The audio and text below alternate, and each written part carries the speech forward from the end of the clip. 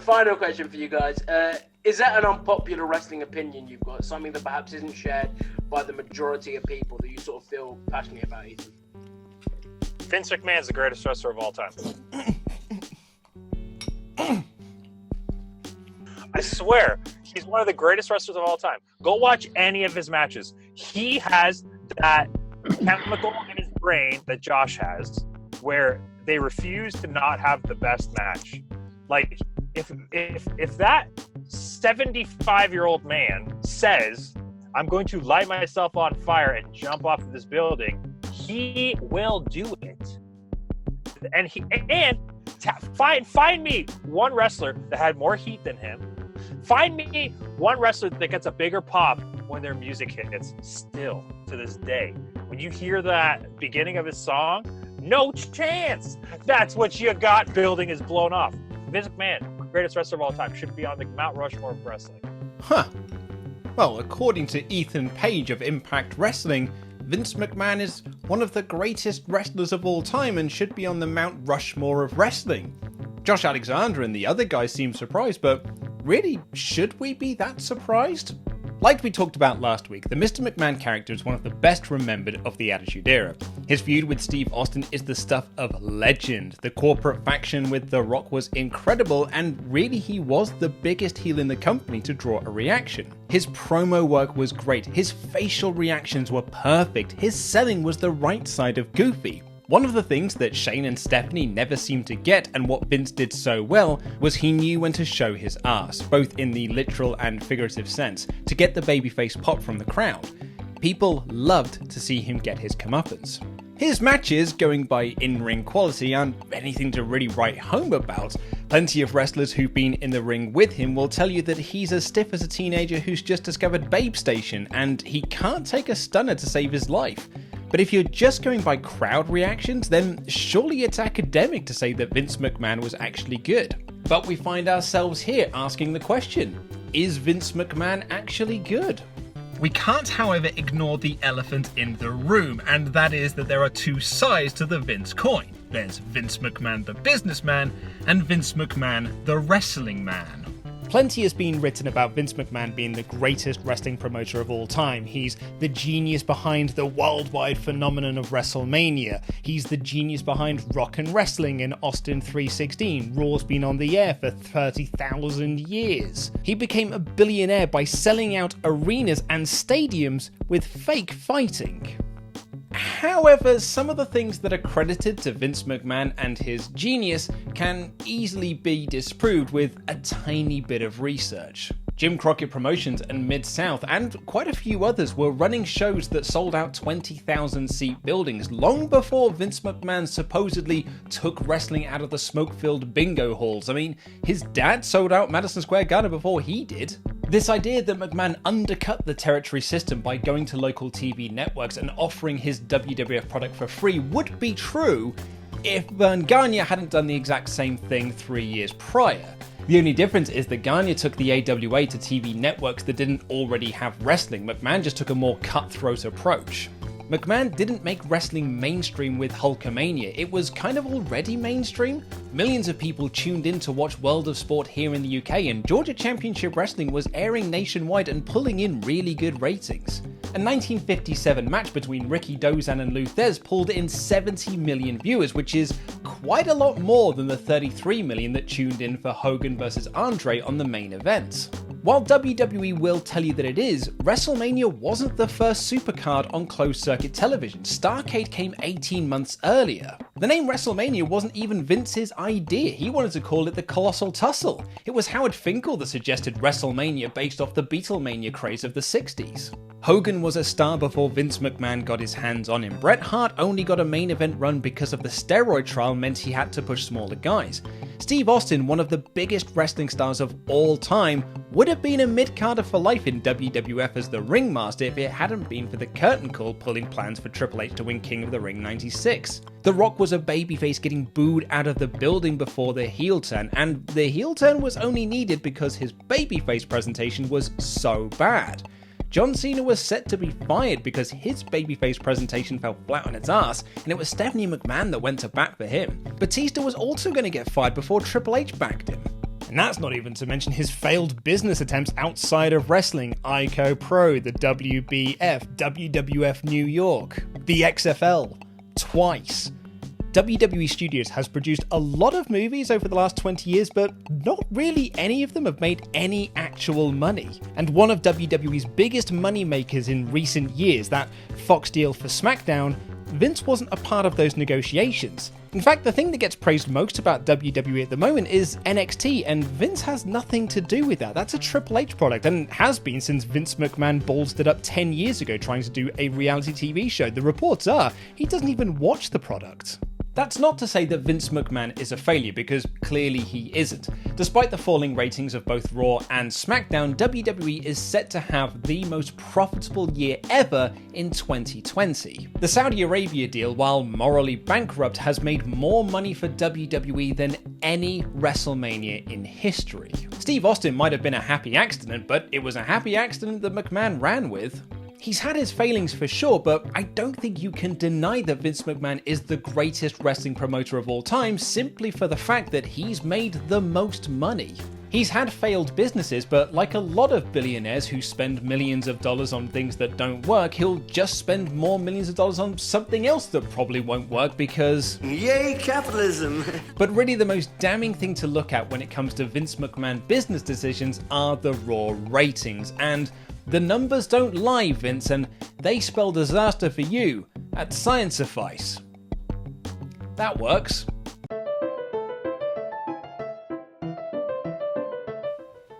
Right, okay. Let's science this. Oh, hold on, of course.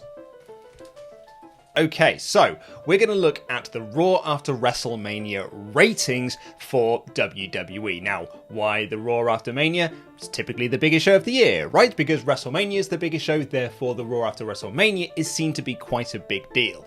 But one of the things we do have to cover before we go ahead is that the way that ratings are looked at has changed over the last 20 years.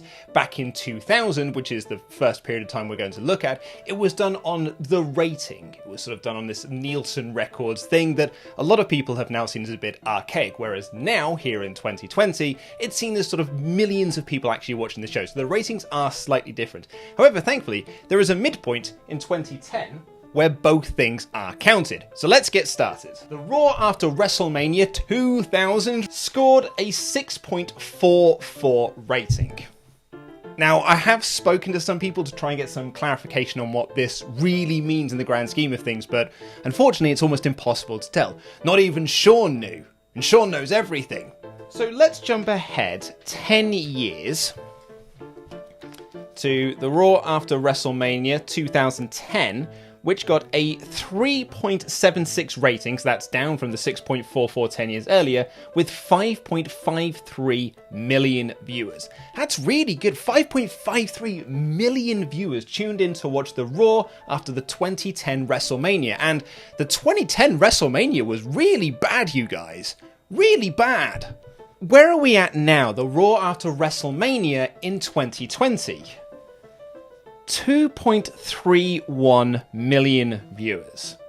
So we've gone from a 6.44 rating for the Raw after WrestleMania 2000 to a 3.76 rating in 2010 with 5.53 million viewers to 2.31 million. They've run off half their audience. But I know what you're thinking, comments, Big Ruck 42316, I can see you typing.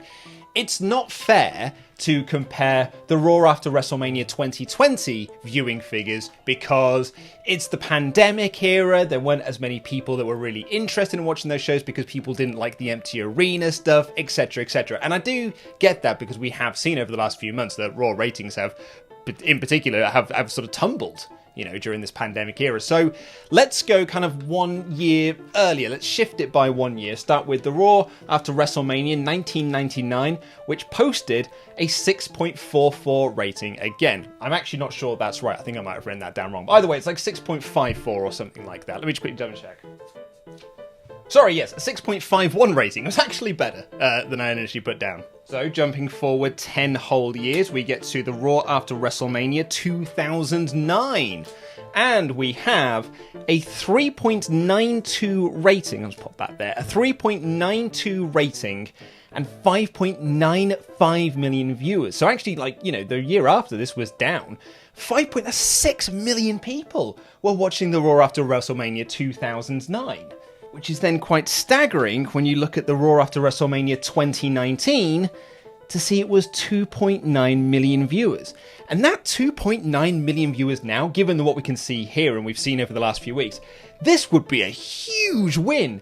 And it was only last year. Just for gigs, I looked at the Raw after WrestleMania in 2015, and that got 5.1 million viewers. So there's not been this gradual drop-off, there's just been a huge drop. 5.53 here in 2010, 5.1 5 years later, 2.3 5 years after that.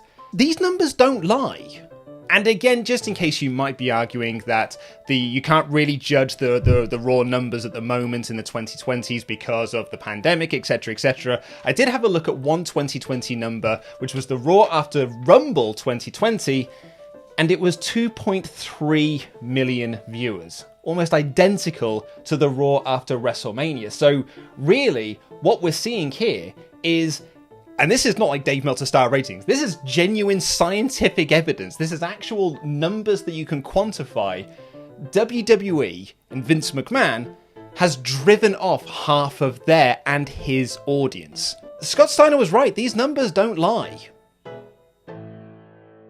So what caused the downturn? Was it the creative decisions made by Vince McMahon not creating a new star since John Cena, or was it the business decision to permanently add a third hour to Raw, which has been in place for the last 8 years? Now, the third hour of Raw, which was requested by USA Network, was lucrative to the investors and McMahon himself, but it stifled the creative process and has actively driven fans away. So while in the short term it was lovely for the bank balance, it's not too healthy for long-term thinking. Raw's creative team are tasked every single week to come up with 3 hours of brand new content. That's 9 episodes of Friends without commercial breaks. And I think I could tell you this for free, but the writers of Friends didn't have Vince McMahon tear up their scripts just before they started filming so he could rewrite them himself during tapings. Peeling back the curtain on this show somewhat, Ollie Davis and Laurie Blake don't read my script while I'm writing it and then tear it up and rewrite it themselves just before I record, and that allows me to be quite creative. It allows me to film in a car park in Asda. It allows me to say things like Ollie Davis is the best boss I've ever known, and I'm very lucky to... Hang on a minute, that's not right. So, is Vince McMahon the businessman actually good? He may be the most successful wrestling promoter of all time, but his genius may not be quite as good as WWE's rewritten history would have you believe. He's also made a lot of bad choices along the way, and some detrimental choices that have really hurt the product. Can you call a man who's driven away half of his audience with millions more tuning out every single year a good businessman? And I'll be honest, and I may get some heat for this in the comments, but I struggle to back a man who still does businesses with Saudi Arabia after the murder of Jamal Khashoggi just because they pay you well. But then again, this is 2020, and that's just what business is now. It's not about ethics, it's about the bottom line, because... Yay, capitalism! Is Vince McMahon actually good?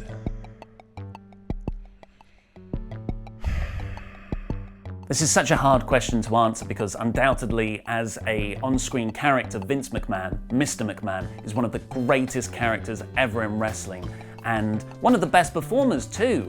He's a diabolical genius. The way that he transformed professional wrestling into the sports entertainment that we all know and love today by collaborating with MTV and creating WrestleMania and creating these moments, whether it was the character of Vince McMahon or when he was on commentary back in the 90s, and even down today with creating moments with all of the current superstars. He knows how to do it. He was largely responsible for the heights of professional wrestling as we know it today, but he's also largely responsible for a lot of the low points of wrestling as we know it today. He's responsible for the reason why it's not as exciting, it's not as creative, it's not as cohesive or compelling or just good. Vince is a man who has carried out his vision of what pro wrestling should be, often with ruthless aggression, and yet he's notorious for being extremely fickle and changing his mind on a whim. Some of his business practices have been head-scratching, and he seems to run the WWE fairly callously, yet there are a lot of examples of him being extremely generous to former and current talents.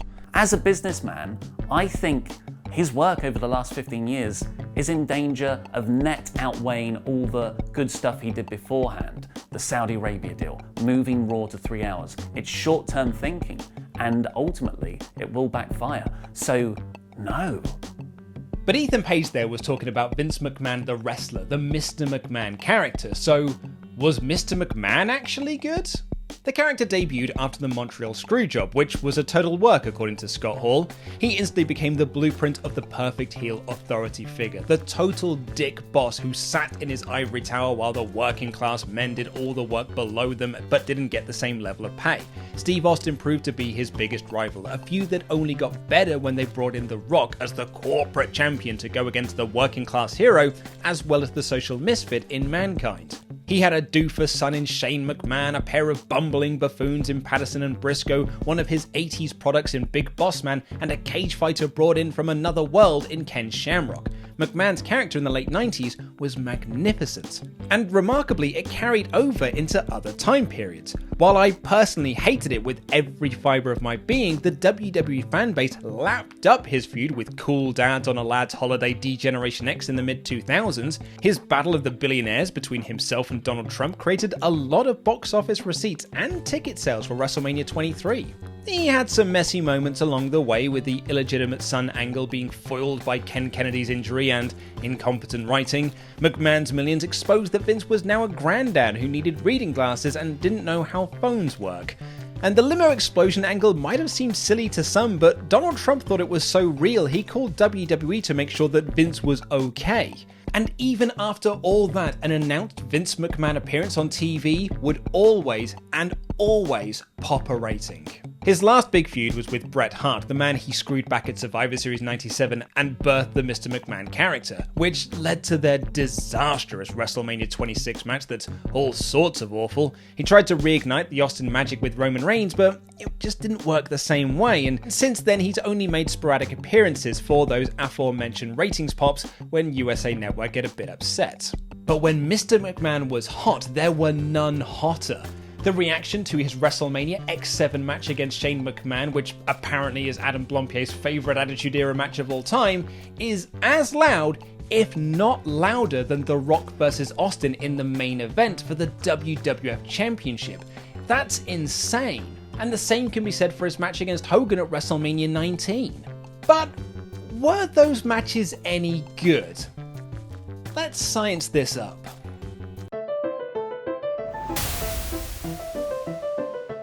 It's time for everyone's favourite part of the show, where I look at Dave Meltzer star ratings and try and use them as actual genuine evidence. They're subjective. Right, so, Vince McMahon. No chance in hell. For clarity here, what I've done is I've picked 4 Vince McMahon matches, basically at random, but also chose what his biggest matches are, and I've kind of done the same for the people that I'm comparing him to. So let's look at Vince McMahon's biggest match, his first huge match that he had, St. Valentine's Day Massacre 1999 against Stone Cold Steve Austin, 2 3/4 stars. That's a pretty solid first match. Bear in mind that Vince hasn't really done anything up until this point. 2 3/4 stars with the biggest star in the company. It's the match where he takes that awful bump off the cell and basically breaks his back and knocked the table. WrestleMania X7 versus Shane McMahon, Adam Blompier's favourite WrestleMania match of all time, I believe. 3 stars for his match with Shane McMahon, which I think is criminally underrated. Same again for the big racist hot dog versus Hulk Hogan, WrestleMania 19, 3 stars for that match as well, featuring a lovely cameo from Rowdy Roddy Piper. And he has a pipe Piper. And then lastly, a match that I absolutely f***ing hate. I hate this match. I hate it with every fibre of my being. I hate everything that it stands for versus D-Generation X inside Hell in a Cell, where he teamed with Shane and the Bloody Big Show. 3.5 stars. So, now granted, he is getting himself in the ring here with the biggest, well, maybe not Shane, but the biggest stars that WWE have. Steve Austin, Hulk Hogan, D-Generation X, and the Big Show. And the star ratings sort of reflect that. But you can kind of see a pattern here. That's consistency. That is a consistent star rating of 3 stars. That's great. So for fun, I thought I would compare him to his son Shane, see how Shane gets on. Now Shane's had more matches than Vince, so these ones I really did sort of pick at random, but again kind of picked the popular ones, the ones that you would expect to pick, right? I've just noticed you can see this piece over here. That's to mark for this camera. So I know where the edge of my frame is. Ignore that piece. It's for WrestleMania X7 from the last video I did. Anyway, first match, WrestleMania 14 versus X-Pac. 2 3/4 stars. I believe that was for the European title. Anyway, that's one of the better matches on WrestleMania 14 as we covered it in the last video. So, here comes the sweat. Here comes him getting a concussion. 4 stars for his excellent match with Kurt Angle at King of the Ring 2001. That is a brilliant match. He hears voices in his head, and he sees those punches missing him by a mile versus Randy Orton. No Way Out 2008. 3.5 stars there for Shane O'Mac. And lastly, I possibly couldn't look at Shane McMahon's star ratings record without picking what is easily the greatest wrestling match he's ever had. Versus The Miz at WrestleMania. With Miz Dad. Sorry, I actually put too much effort into that. With Miz Dad. What did Dave Meltzer give it? 1 3/4 stars. F*** off, Meltzer. 1 3/4 stars? Are you out of your f***ing mind? That match was amazing. It was the best match of the night. I love you, Dave. And this is, I found this quite staggering actually while I was doing this. Because again, like these are his most popular matches. But they're also, I did kind of pick them at random. There are loads of matches that I could have picked versus Kevin Owens. There's loads of matches I could have picked, but I picked these kind of at random. 3-star average for Shane McMahon. Exactly the same. That's very good consistency again. So I thought, okay, right, or maybe it's just an anomaly that Vince and Shane are pretty good in ring and can tell some decent stories in ring. So let's look at Stephanie McMahon and the Queen Down, which I put an E on the end because I'm an idiot. So No Way Out 2001 versus Trish Stratus. I think this is Stephanie's first pay-per-view match. 2 1/4 stars there versus one of the greatest of all time, as we discussed in the Charlotte video. In the words of Randy Addy Datson, can you believe it? They put this on pay-per-view. Stephanie McMahon versus Vincent Kennedy McMahon from No Way Out 2003. 2 3/4 stars. It's not bad, is it, for versus old Vince with his... Again, look at this consistency for Vince. God, you love to see it. It's impressive, right? Remote. 2.5 stars for their SummerSlam 2014 match with the Nikki Bella heel turn that made 0 sense and was forgotten about within a couple of weeks. Versus Ronda Rousey and Kurt Angle at WrestleMania 34. 4 1/4 stars there. Now, obviously, we can't put all of that onto Stephanie because there's Triple H, Kurt Angle, and Ronda Rousey in that match. But still, Stephanie was really good in that match. Like, let's give the devil a due. To again quote Randy Andy Datson, can you believe it? 3 stars. It's a 3-star average. Look at this McMahon consistency. Oh, it's beautiful. 3. Great stuff. Absolutely brilliant.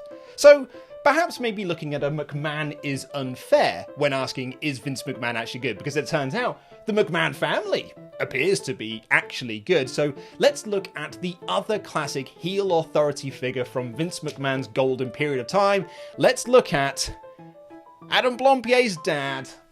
He's back, better than ever, Eric Bischoff. From Starrcade 1997 versus Larry Zbyszko. 1/4 star. 1/4 star. Oh, Eric. Doesn't get much better, I'm afraid. Road Wild 1998, where he teamed with Hulk Hogan to take on DDP and Jay Leno. At Road Wild 98, star and a quarter. Starcade 98, he's in the ring. I mean, he's in the ring with Larry Zbyszko here, but he's in the ring with Ric Flair. Ric Flair! In Starcade 1998, 2 stars. For a match with Ric Flair, maybe we should look at his WWE run, right? Where he faced Steve Austin after, Vince McMahon got 2 3/4 out of him. Eric Bischoff managed 2 1/4 at No Way Out 2003. So you can't argue with that consistency. It is consistently pretty poor. That does give him an average star basis of 1.5 stars for Eric Bischoff. Not as good as the McMahons. I know what you're thinking, Big Ruck, 42316. I know what you're thinking. You're thinking to yourself, where's the other classic heel authority figure? Where's the other heel authority figure that ranks amongst the greatest, like Vince McMahon? Where is John Laurinaitis and People Power? Well, People Power only really had one big pay-per-view match, but it was against the biggest star in the company, who wasn't the WWE champion. It was CM Punk, of course. He had a match against John Cena over the Limit 2012, which scored from Dave Meltzer a big old dud. If you've never read The Observer before, dud is nil point. That is 0. Big fat zilch. Absolutely nothing. Nada. So, what have we learned here? What have we learned? We've learned that I use old pieces of paper to be my edge of frame. But we've also learned that Vince McMahon has been consistently good in ring throughout his run. 3 stars. You can't buy that level of consistency. And so has Shane. And so has Stephanie. And in a weird way, so has Bischoff. I find this interesting because you can see here that it's not all about the in-ring work, because Vince and Stephanie aren't the greatest in-ring performers, but they know how to tell a story. And they know how to get a crowd invested. And I think that's why Vince McMahon has got this very good 3-star rating. Using this very scientific evidence, subjective stars, Vince McMahon is actually good. Vince knows how to get a crowd to do what he wants. He knows how to make them react to things. That's not something all wrestlers can do. Like Ethan Page said at the top of this episode, Vince McMahon might be one of the best wrestlers of all time. However, when I put up the poll on Twitter, it seemed that people focused not on Vince McMahon as a businessman or as a wrestler, but as a creative mind for the wrestling business. For the first time since launching this series, it was 3-1 votes for no. And the replies tell a story. In terms of creativity, no. He's out of touch with that. He's fallen out of touch in wrestling, not pushing stars like Ricochet and Cedric Alexander. He was the man behind many signings of major talents. He gave us Mania. However, I think his age has made him worse. And he's lost his game. Good? Yes. Out of touch? Yes. He's out of touch nowadays, while he used to be good in the boom period of wrestling. He was good, but over time I think he's become stuck in the past. Time has moved on, but he hasn't moved with it. IMO, the bad that Vince is responsible for, both directly and indirectly, far outweighs the good he's done by that same metric, so yeah, I'm clicking no. Over the last few years of working with WrestleTalk and by extension partsFUNknown, I have seen a very common reply in YouTube comments. Vince needs to retire, or words to that effect. If we have a news video about a bad business decision, Vince must retire. If there's a bad episode of Raw, Vince must retire. If he's not pushing a wrestler that we really like, Vince must retire. But there's good reason for that comment. Vince McMahon is the be-all and end-all of WWE. We spoke earlier about Vince McMahon often showing up to Raw just before it goes on air and tearing up the script so he can rewrite it himself, and pretty much every wrestler that leaves WWE does a podcast where they talk about Vince McMahon's wacky antics backstage. Jon Moxley's Talk Is Jericho podcast was a blistering takedown of Vince McMahon as a creative force that birthed the "it's such good shit" meme. Brian Myers on Impact Wrestling recently said that it disgusts him that all major decisions in this business are made by a 70-year-old man who is out of touch. According to Aiden English, Vince McMahon thought Rusev Day was us fans taking the mick out of Rusev and not chanting for him as a babyface. Like, that's insane. Matt Hardy on his Talk is Jericho podcast said that Vince McMahon basically admitted to him that he may be out of touch if people like the Broken Hardy gimmick, and, well, people really liked the Broken Hardy gimmick. I got some heat for saying that it was good because I didn't say it was great. And that idea is backed up with scientific evidence, if you think star ratings are science. You can't say that the creative in WWE is okay and the company is on a roll if the audience have switched off. The decision to build the entire company around one star in John Cena has not benefited them. Roman Reigns is great, but he's not the guy, but there are plenty of guys that could be the guy on the roster. It could have been Daniel Bryan who won the Royal Rumble in 2015, which is what we the fans were asking for, but they went with Roman Reigns because that's what Vince wanted to do. And if you spend long enough telling the audience that your opinion doesn't matter, eventually they will switch off the product and go do something else. To put perspective around this, Jinder Mahal was WWE Champion when they brought up Shinsuke Nakamura from NXT. They had to push Nakamura into a title program because he was over, but Jinder couldn't lose because of business deals in India. So Nakamura lost, never got his heat back, and is now just another guy on the roster. And to make matters worse, the deals with India didn't pan out and Jinder dropped the title to AJ Styles. WWE has Shinsuke Nakamura on their roster and he doesn't feel special. And that can be said for a lot of guys. It's stunning to look at both the rosters of Raw and SmackDown and see how many top-level talent don't feel special. All because Vince's booking hasn't moved on since 1985. And as a quick reminder to those at the back, that was 35 years ago. Really, my feelings on Vince McMahon are summed up in this tweet. He was good, but times change and he hasn't. So yeah, I don't think Vince McMahon is actually good as a wrestling creative mind, certainly not in 2020, and I don't think he is actually good as a businessman again in 2020. He might have been in some cases, and I'm sure you can make some arguments about that in the comments, but if you've driven off 2/3 of your audience, that can only last so long. But I do have to agree with Ethan Page that Vince McMahon might be one of the best wrestlers of all time. As an in-ring talent and character, yeah, I do think Mr. McMahon is actually good, and if anything, I think Mr. McMahon is actually great. Knocked my microphone there, sorry.